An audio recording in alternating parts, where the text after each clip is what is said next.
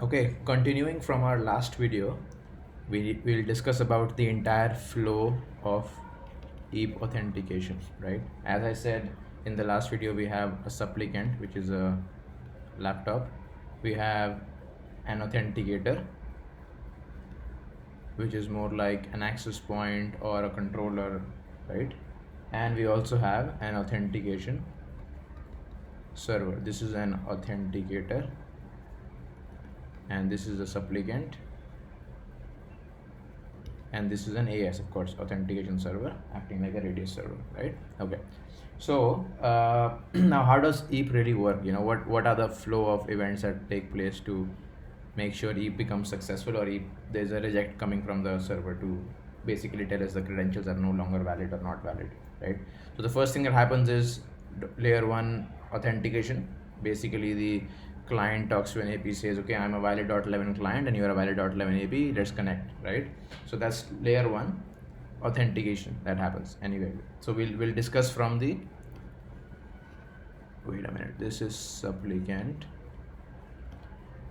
I'm going to make it a little better. This is authenticator, and this is authentication server. Let me erase the one that I wrote here, right? And this also can be erased. This is an authentication server, right? Okay, so let me try to draw this in a better way. Let's form some lines here. Okay, cool.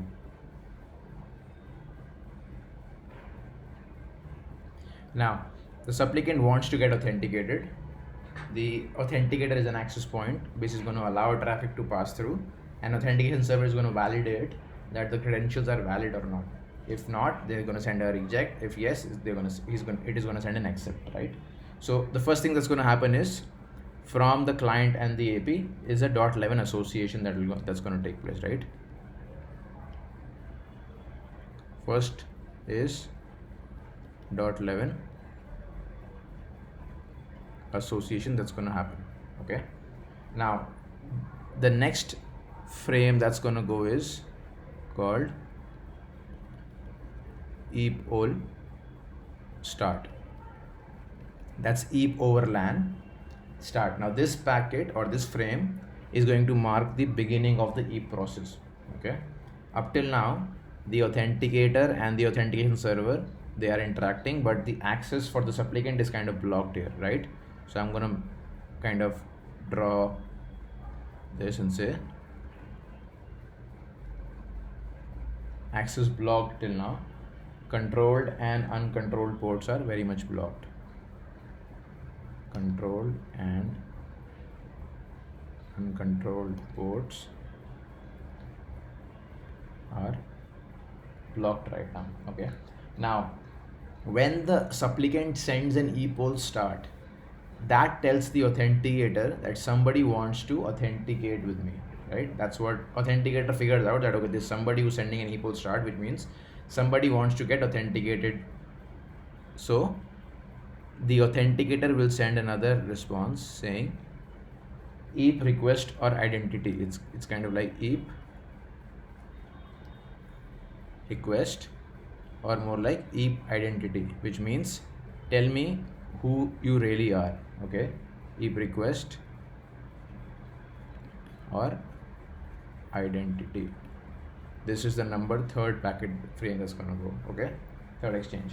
Now the supplicant understand that yes, somebody wants to ask me who I am, so I will have to send an EAP response, right? So the fourth transaction will be EAP response or identity, kind of like a username that the client has. Now once the authenticator gets a username, it understands, okay, there's somebody serious who wants to authenticate. Why don't I quickly talk to the authentication server? That's when it's going to open the uncontrolled ports, okay, and make sure the fifth transaction that happens is between the authenticator and the authentication server, like an radius access request. Here the uncontrolled ports are open now. Okay, so radius access request. So between the authenticator and the authentication server, there's a radius protocol that's working. Okay, that's why the authenticator will talk to the authentication server via radius protocol. So radius access request. Now authenticator tells the authentication server that somebody wants to do an access to you, somebody wants to access you, so I will send a radius access request. Now the AS thinks, okay, somebody wants to access me, let me send a challenge back just to see how he responds. Okay, now this one is going to be radius access challenge, radius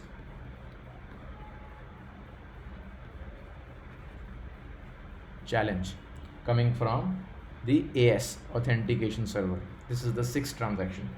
Okay, now it reaches the authenticator. Authenticator says, okay, I have to just, since authenticator is more like a portal, it's going to just do a pass through.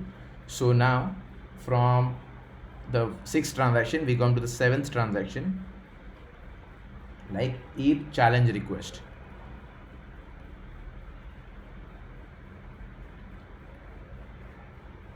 Okay, this is the 7th transaction that happens. Okay, EAP challenge request.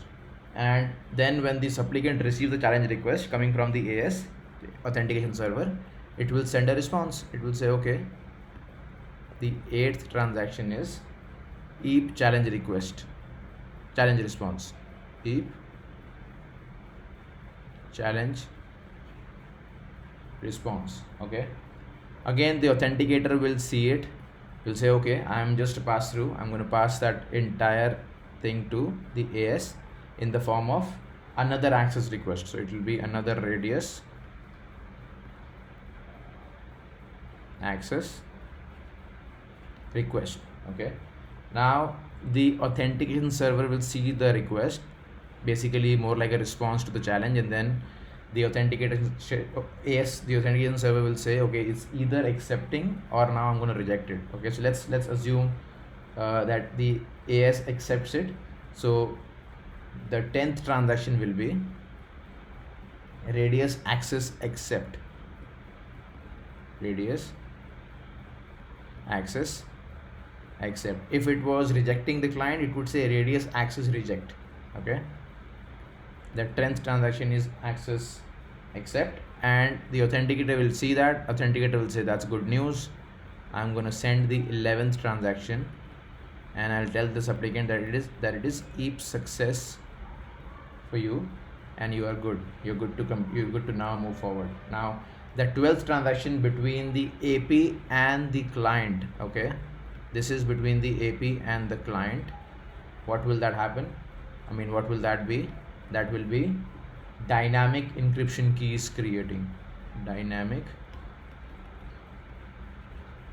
encryption keys will be created from 4-way handshake. Remember the RSN that we spoke about, RSN, robust security network? That's what's going to happen now. So after authentication is successful, now once the client is verified, okay, think of it like this, once the client is verified, it can now send traffic between, onto the system or on the Wi-Fi. The packet or the frames, they need to be encrypted, right? They cannot be unencrypted. So dynamic encryption keys need to be created between the AP and the AP's radio and the client's radio, so that the unicast and the broadcast frames can be encrypted now. Okay, now once these are created, the next thing we do is step number 13, which is controlled ports are open.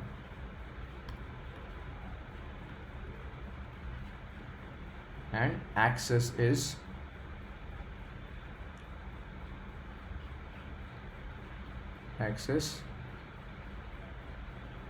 granted. You are good to go. Now this is the entire EAP process, that a supplicant goes through to get authenticated from the authentication server. It is either .1x process or EAP process, anything is fine, whatever you want to call it, you can call it. If it was an environment with a WLC, then authenticator will become a WLC. Right now I just took an example from of an access point. That's why you see an access point here. Okay, now this is the entire process of EAP, something which you've got to know. You have to understand this entire process, and next time you troubleshoot an EAP authentication of a client, you can basically, what I used to do was I used to run debugs if the client would not get authenticated. There are multiple debugs that you can run on the CLI. Then you can check as to at which step is it failing. Then now the steps as 11, 12 steps. In the debugs you can very clearly know which step is getting stuck. Most often than not, you will see a radius access reject coming from the radius server. Then what you need to do is you need to basically go onto the authentication server and check the logs as to why it rejected. There could be any reason. Maybe the credentials are failing, the client is sending the wrong credentials, anything. So once you see an accept, you're good. Once you see a reject, you need to check the logs in the authentication server and see why is it sending a reject. The message will definitely be displayed there. Okay, so yeah, this was it about EAP authentication, the flow of it. We'll just move on to different types of EAPs now in the next video.